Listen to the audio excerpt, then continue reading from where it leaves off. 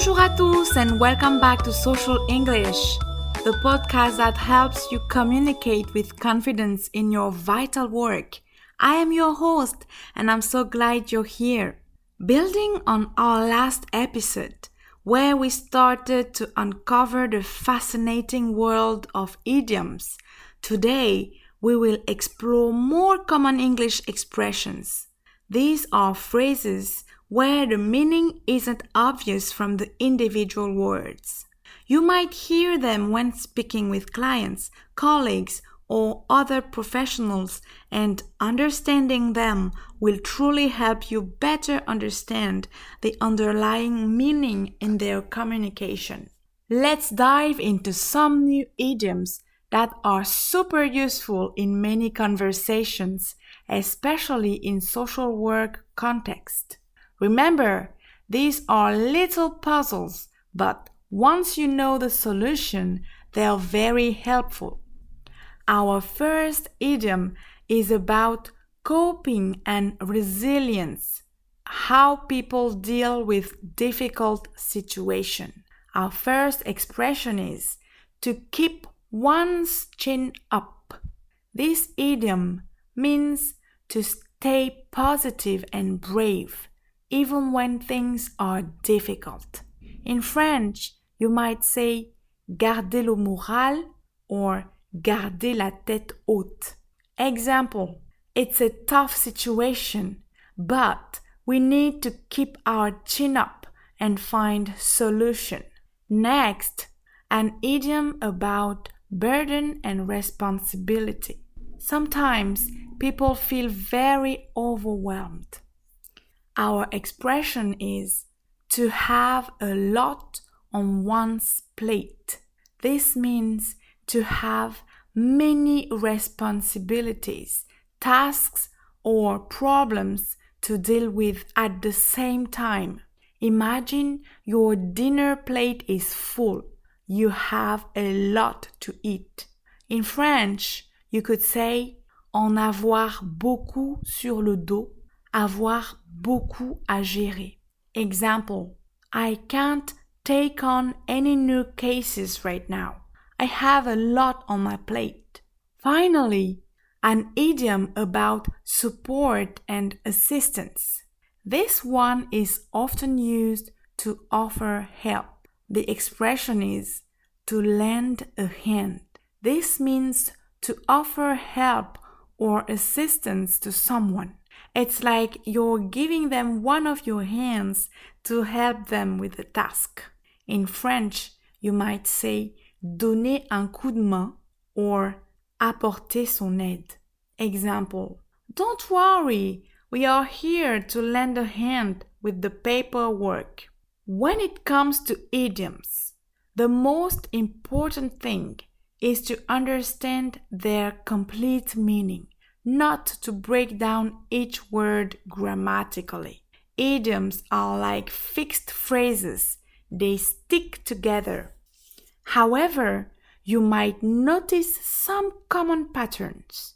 For example, to have a lot on one's plate uses on plus a possessive adjective like my, your, his, her, plus plate. Or to be there for someone uses to be plus there plus for plus someone. These are small structures, but remember, the whole phrases create a special meaning.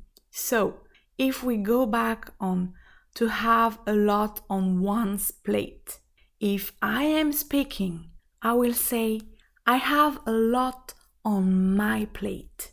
If I'm talking about my sister, I will say she has a lot on her plate.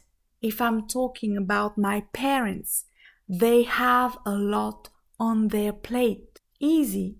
Remember, idioms are rarely literal. If someone says they have a lot on their plate, they don't mean they have too much food. They mean they have a lot of work or problems. Also, idioms can vary a bit even between different English-speaking countries. So, the best way to understand an idiom is always to listen to the full sentence and the context of the conversation. What is the situation? What are people talking about? The context will give you the biggest clue.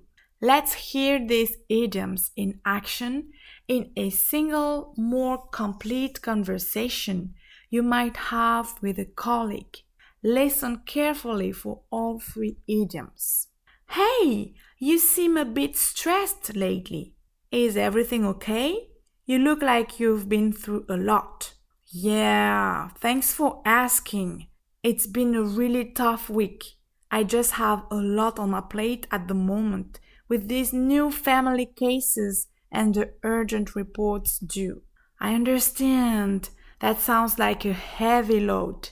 How are you feeling about getting it all done by the deadline? It's a challenge for sure, but I'm trying to keep my chin up and focus on one task at a time. I know it will get better. That's the spirit. Remember, you don't have to do it all alone. If you need any help with the reports or anything else, just say the word. We are here to lend a hand. Thank you. That really means a lot. I might take you up on that offer. Fantastic work today! We've added 3 more useful idioms to your toolkit. To keep one's chin up, to stay positive, to have a lot on one's plate, to have many responsibility, to lend a hand, to offer assistance.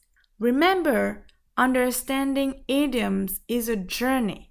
It takes practice and always paying attention to the context. Don't worry to translate them word for word because it usually won't make sense.